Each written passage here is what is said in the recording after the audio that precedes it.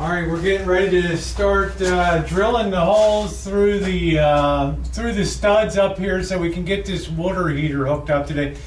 Very important. You see, I have very heavy gloves on. These are like big electrician gloves I got from the boss, and I also have another set of gloves inside because when this thing kicks, it can add. If this drill bit catches on these old wood studs, which it often does, you can get kicked around and you can just smash the hell out of your wrist or your arm. So I want as much protection as possible.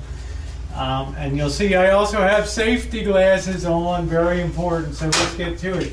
You see I have a super long drill. I have the 18-inch one here. And you got to think for a minute where I want this to come down the right side here.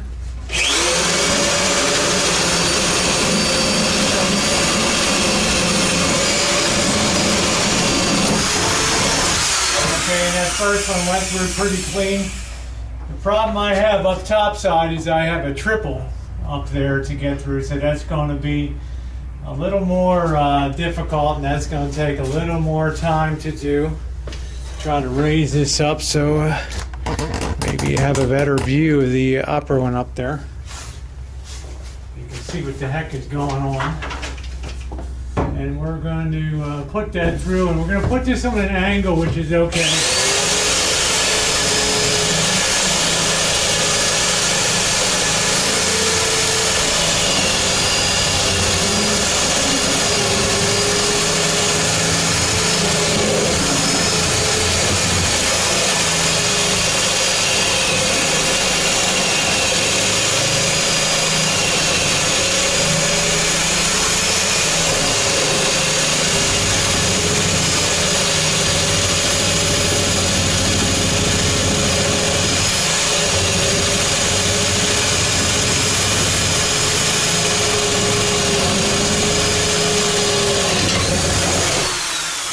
And we made it through. That was about 5 good inches of old 2x4. So we're at the we're through the roughest part of that, and we can start thinking about starting our wire over at the circuit breaker box, our orange wire, and then bringing it overhead here to have in here to go to the junction box. So yeah, we're well underway today. Okay, now there's a right way and a wrong way to pull wire, and as you know, we're going to be running the red, the heavy, two hot, one neutral, and one ground over here for the water heater. And you can see the pipes are here. We got one to the left for the cold, and then we got the hot's to the left, and then the cold will be one will be the inlet, and one will be the outlet for the water heater. I'm using electrical because if the outbuilding is not being used or nobody's visiting or anything like that, the electrical can just be turned off, and if somebody's coming to visit, it can be turned on again very easily, and it can be up to temperature in about 2 or 3 hours. The deal is here, a lot of people would be tempted to take, this is a very heavy gauge orange wire right here, and a lot of people would be tempted to take that and start here and start working it up through the holes here, but that would be a huge mistake to do that. What you want, because you would have to pull all that wire through those small holes, and that would take a long time, and then you'd have to run it up over the top and pull it through. So what you want to do is start at the end that is going to be easiest. I'm going to leave it on the floor right here by the circuit breaker box. I'm going to just put it up through this over this rafter right here overhead, feed it through, and just let it loop down and lay. Later on I can just thread it through one of the open holes there down behind and just leave it laying there to hook up to the circuit breaker box. So easy job if you do things the right way. So we'll get cracking on that. Okay, we got it run through pretty good. It goes through there and through the upper that we drilled. Comes over top, running real good. No bindings, no nothing.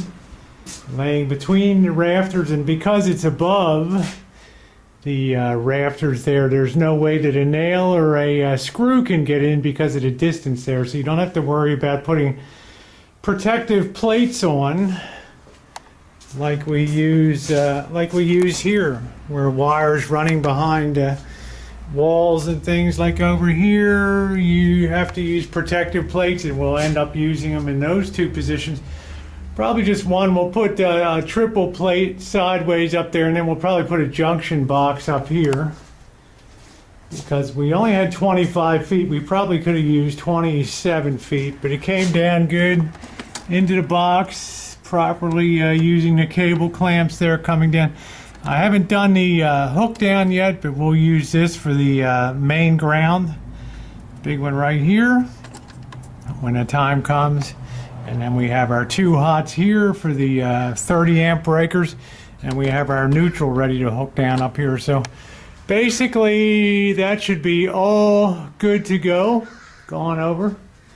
And like I say, they came up a little short, but code says, you know, you can join wires together with wire nuts as long as you put them inside of a junction box, which is fine. So we'll mount a junction box up on this upper level here, and then when it comes time to hook up the water heater, a simple run from the connection here. Might be another junction box here, and then up to that junction box up there, and then we're all good to go. So it's better than buying. The next size up was 100 feet, so didn't have a lot of choices on that. And we can always use some of the heavy gauge wire we have around the shack here, the super heavy gauge that we have, like what runs in here. I've got plenty of that, and that's like that's also like a 2 hots. It's got the red and the black and the white neutral and the ground. So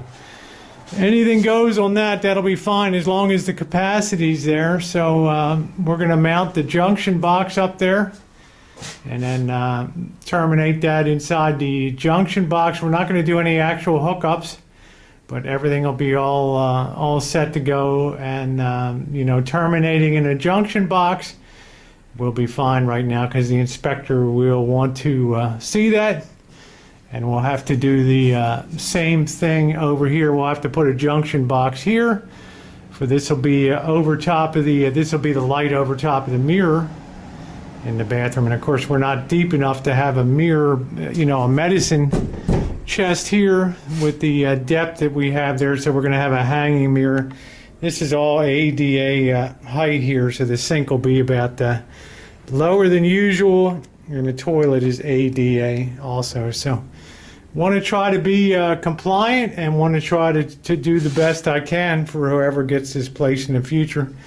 So let's get on with the program. All right, well, we got that done. And remember, in electrical work, you can't just let your cable dangle down there and then think you're going to hook it into something. It has to hit a junction box or something that's going to terminate it, and you need cable clamps through the box so nothing pulls that out of position. So that can sit there until we decide what we're going to do about the water heater, and the plate sitting next to it too, so any inspector sees that you know, you're all good to go. So if we have to run extra wire, we can just run in through the bottom, up through the hole we already drilled there, take it right on in, do whatever the heck we want to terminate and cover in that junction box. I will put plates here because it's very important to put the plating here to protect the wire going through to, in case somebody ever takes a long nail, and drives it in, they won't be electrocuted. This metal plate will stop them from going into the wood.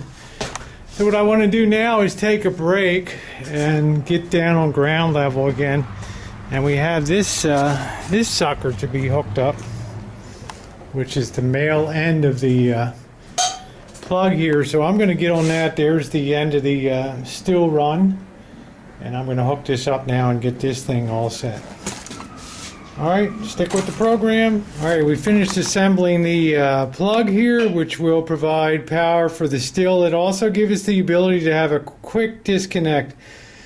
Alright, so what we're going to do is go outside. We got trying to make sure that the power's off. I don't want any huge arcing spark to take your Rosie girl right out of the old play. So let's see. Yeah, we got all the power off for the main here is off, so Let's go plug that in. Ooh, wow. Get that a plug. Now, we had a different mounting when we first put it on here. So, might have to just reverse this thing so it's down here so that this is on the bottom and not the top. But for right now, it's enough to give her a test. So let's go out and flip the power and then see if this still responds or something trips in the breaker panel here.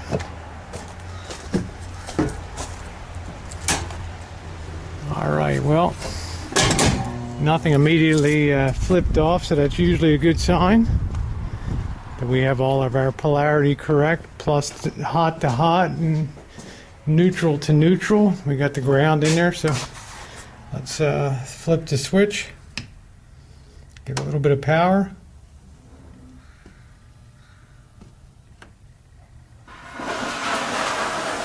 All right, you can hear she's firing away there. All right, mission accomplished on that. And we'll see about just putting that down below.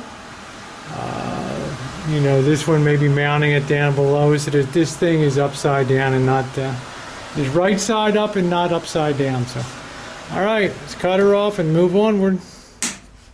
Okay, now the lighting is not really complicated. They make these, what do you call them, recessed lights, really easy to put in, and they're super easy for construction kind. They have two kinds, construction, or if your house is already built and then you want to go through the drill holes in the ceiling and put can lights up, they have that kind too. But this is the new construction kind. And for layout, I knew I wanted to have a light by the bathroom door over here. You can see this is going to be the bathroom door.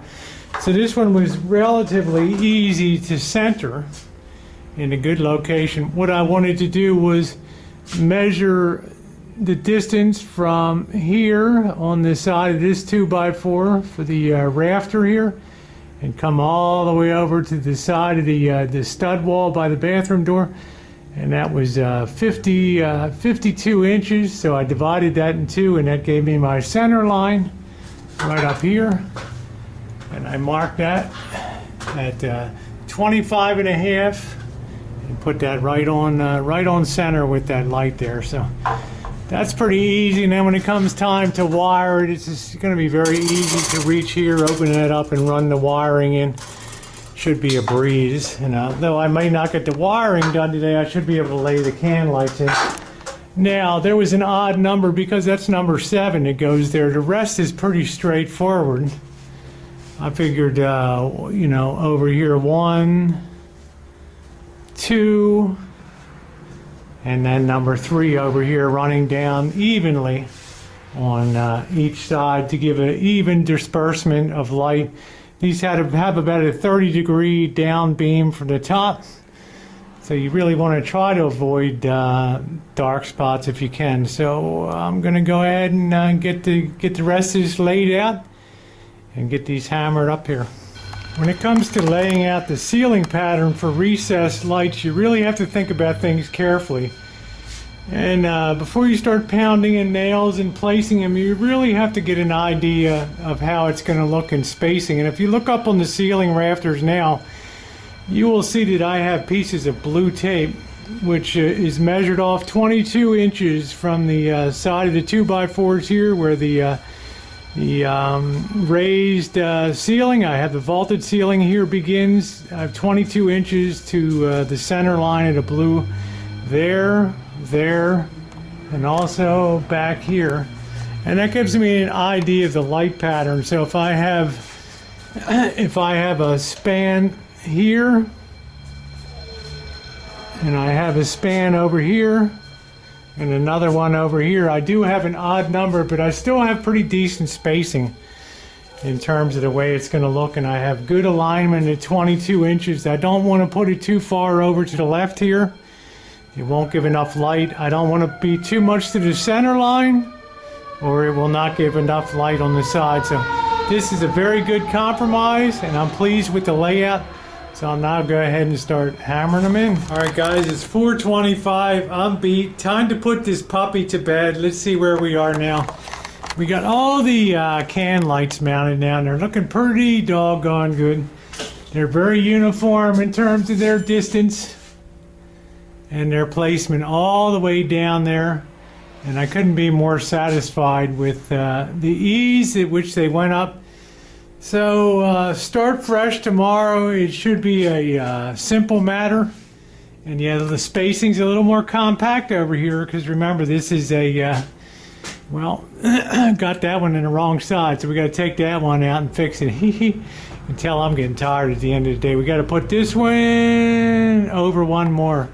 Woohoo! Rosie makes mistakes too. We righted the wrong. We got it correct now for very good spacing. I was going to say this one looked a little far away because this, of course, is the kitchenette area over here is going to be. So, of course, that can sort of be considered partial task lighting over the sink area there. So I don't mind it being in a little close. And then I also moved the one for the bathroom so it would be centered from point to point from here to the bathroom door. And I think it's everything's really uniform now, and I'm really really liking it. So I'm running out of gas today, but tomorrow I will definitely be out here to do the wiring, and we're going to put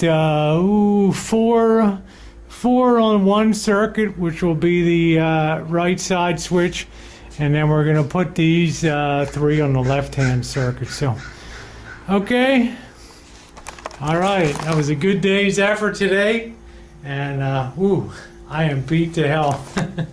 All right, time for something to eat today.